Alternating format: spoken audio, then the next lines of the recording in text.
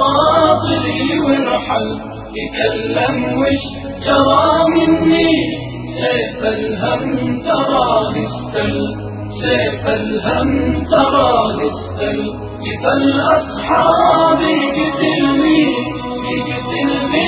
ونتأمل تكلم وش جرى مني سيف الهم تراه استل سيف الهم. الحمد لله والصلاة والسلام على رسول الله.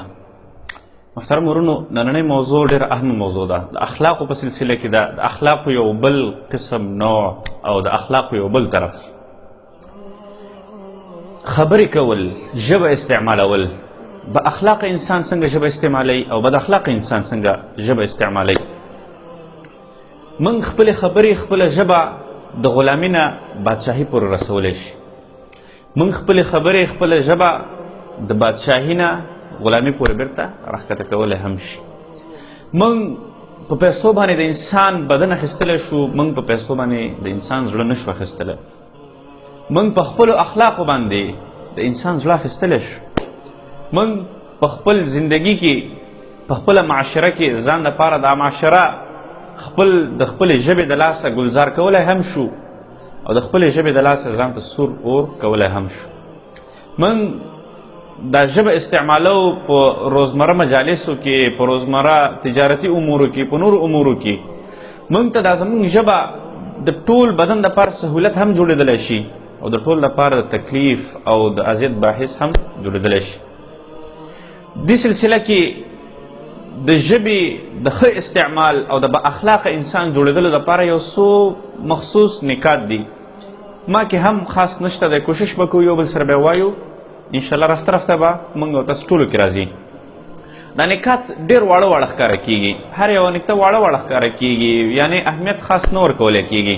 دا ټول چې راجمع شي با اخلاق انسان دی جوړېږي. 10-12 پورې نکات دي. زه به کوشش کوم چې په دې ویډیو کې 4-5 یا چې هر څونه وویلی شو هغه به په دې ویډیو کې شي، نور به په بله ویډیو کې شي. نکات اولنۍ نکته هغه دا ده، په خبرو کې د خپل شخصیت جوړولو دپاره، په یو معاشره کې ځان قیمتي کولو دپاره اولنۍ نکته باید چې موږ او تاسو د زیاتو خبرو نه ځان وساتو.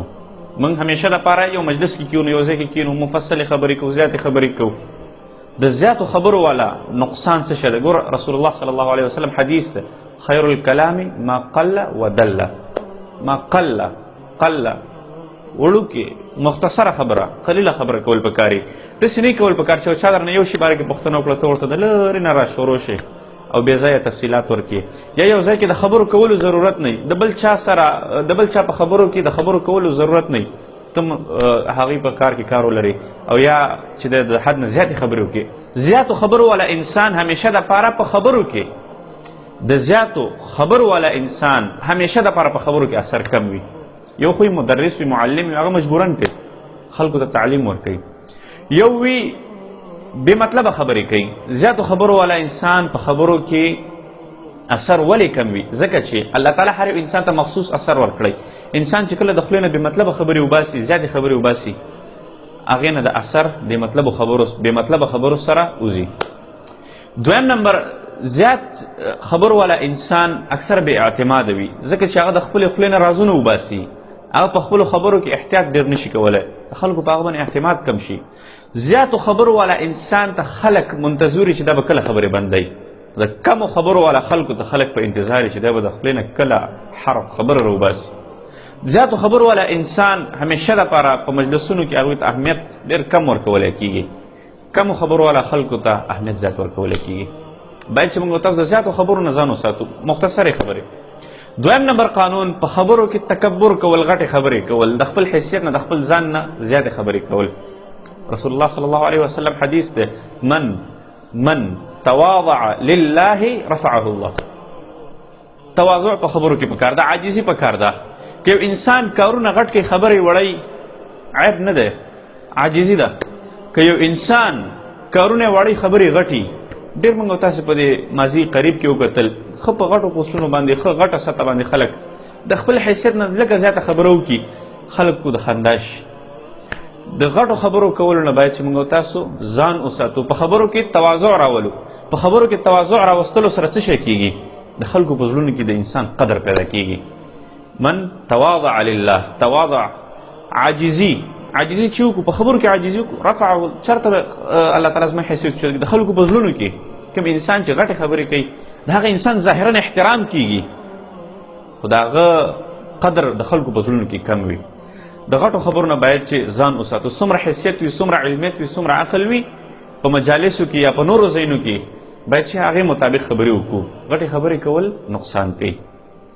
دریم نمبر اصول په خپلو خبرو کې ډېر اهم، په خپلو خبرو کې باید چې د نفاق نه ځان وساتو. نفاق، دروغ ویل، چغلخوري کول، غیبت کول. یو سره کښېنه ګورئ منافقین اکثریت سره د خولې نه فصیحي، منافقین اکثریت سره د خولې نه چالاک وي، د خولې نه نرم وي، یو سره کینې نرمې خبرې کوي، د بل چغلخوري ورته وکړي، غیبت وکړي. باید چې د دې نه ځان وساتو. نفاق دا د انسان شخصیت خوري. په معاشره کې چې کله یو انسان په منافق باندې مشهوره شي د هغې سړي شخصیت لاړو، د هغه سړي اعتماد لاړو، بیا هغه په معاشره کې بې اثره کیږي. باید چې په خبرو کې د نفاق نه ځان وساتو. چا چې په خبرو کې نفاق کړی دی هغه خپل ځان ختم کړی دی. هر چېرته حق خبره کوه، حق خبره نشي کولی، خاموش کښېنه. داسې مه کوه چې یو طرف ته روانې یو پسې او بل طرف ته روانې بل پسې او بل طرف ته روانې، هر چا سره سرم خوځوي او د نور غیبتونه هم کې، یو سره کښېنه د بل غیبت کې، یو سره کښېنه د بل چغلخوري. دا د انسان په خپل شخصیت باندې سخت نقصان او دغه کېږي. څلورم نمبر باندې ډېر اهم ادبي الفاظ.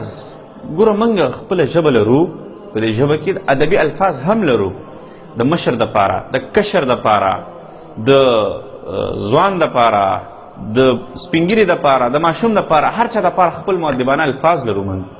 موږ څنګه چل کوو؟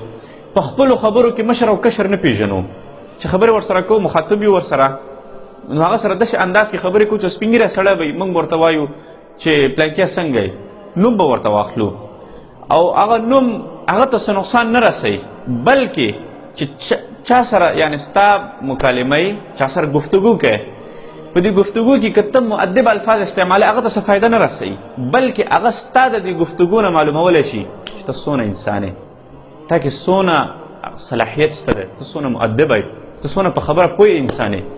باید چې موږ او تاسو هر ځای کې خپل ځان مؤدب معرفي کړو. مؤدب معرفي کولو له موږ ته فایده ده، بل چا ته فایده موږ نه رسو، موږ ته فایده ده او په موږ باندې بیا خلک اعتماد هم په موږ باندې خلک بیا اعتماد هم کولی شي، موږ سره ښه چلند هم کولی شي.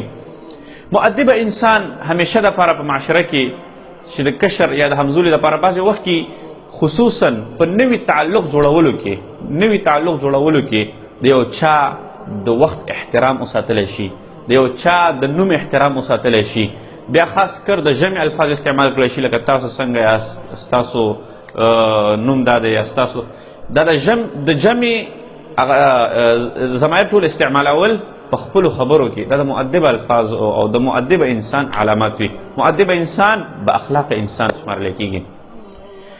پنځم نمبر باندې دی په خبرو کې یو بل ته تېرېدل. موږ او تاسې بعضې خلک یي په موږ کې طلبا اکثره طلباو کې دا کار کېږي، په وړه وړه خبره باندې مناظرې شروع کړي، یو ځای کې یو مجلس کې ناست دي، ملګرو سره ولاړ هر ځای کې. دا بعضې خلک داسې چې څه خبره ورته وکړي راسن پکې اعتراض راوباسي، راسن په تا باندې تنقید وکړي. بعضې خلک یي چې خبره ورته وکړي راسن نفي وکړي، نه دا خو داسې نه دی، دا داسې ده، کلک به ونښلي. الله چې ده به خپله هم داسې خاص تحقیق په دې خبره کې نه وي کړی. په خبرو کې صرف نظر کېدل پکار دي، یو بل ته د خبرو نه تېرېدل پکار دي. بعضې خو بیخي په دې باندې مشهور وي چې مسجد ته هم لاړ شي مناظره کوي خلکو سره، مدرسې ته هم لاړ شي، سکول ته هم لاړ شي، هر ځای ته چې لاړ شي بس خامخا به د چا سره مناظره وي. بیا هغه انسان خلک هم تنګوي، هغه انسان نه بیا خلک ورو نفرت کوي، هغه انسان نه ورو ځان ساتل شروع کړي خلک. ما چې په زندګۍ کې 2-3 ځلې بحثونه کړي دي، زه اوس پورې پښیمانه یم، ځکه چې په خپل بحث مې بل نه دی رضا کړی. ما چې کومې خبرې کړي دي هغه بې حیثیته تللي دي، د هغې خبرو څه فایده نه ده شوې هغه ته، نو زما هغه خبرې هلته فضول تللي دي. نو په دې خپلو خبرو باندې باید چې سړی خفه شي، خپلې خبرې باید چې قیمتي کړو، خپلو خبرو ته وزن ورکړو، خپلې خبرې با اثره کړو. کم انسانان چې کم ملګري چې په خبرو کې د بل د خبرو ته نه تېرېږي او صرف نظر کېږي نه، هغه همیشه دپاره د نورو خلکو په معاشره کې په نورو خلکو کې یعنې ډېر کم ظرفه معلومیږي او هغه خپل حیثیت ورو بلاسه ورکوي. که یو ځای کې خبره کېدله ستا په خلاف خبره وه یا ستا د نظر خلاف وه، په نرمو الفاظو کې که د ویلو امکان ووایه او که نه خاموشي اختیار کړه. خاموشي دا یو داسې عمل دی چې کله هم په دې باندې انسان نه خفه کېږي. ډېر کم حالتونه دي چې انسان دې په خاموشي باندې خفه شي، هغه یو د 3 حالتونه دي. نور همیشه دپاره په هر ځای کې که فرض کړي انسان وایي چې زه خاموشي اختیار کړم، بیا به خلک وایي چې دا غرور کوي. 2-3 ورځې یا 2-3 هفتې خاموشي په یو مجلس یو معاشره کې اختیار کړه، خلک به پوه شي چې د سړي عادت خاموشي ده، دا سړی هوښیار سړی ده، پویه سړی ده. موږ ته تاسو ته پکار ده چې خپله ژبه د خپل ځان دپاره د سهولت باحث وګرځو او د خلکو دپاره د سهولت باحث، بلکې د خلکو دپاره د تکلیف نه. د انسان ژبه دا انسان په خپل هم په تکلیف کې اچوي او نور هم په تکلیف کې، او همدغه ژبه انسان په خپل هم سهولت کې اچوي او نور خلک هم په سهولت کې اچوي. واخر دعوانا ان الحمد لله رب العالمين.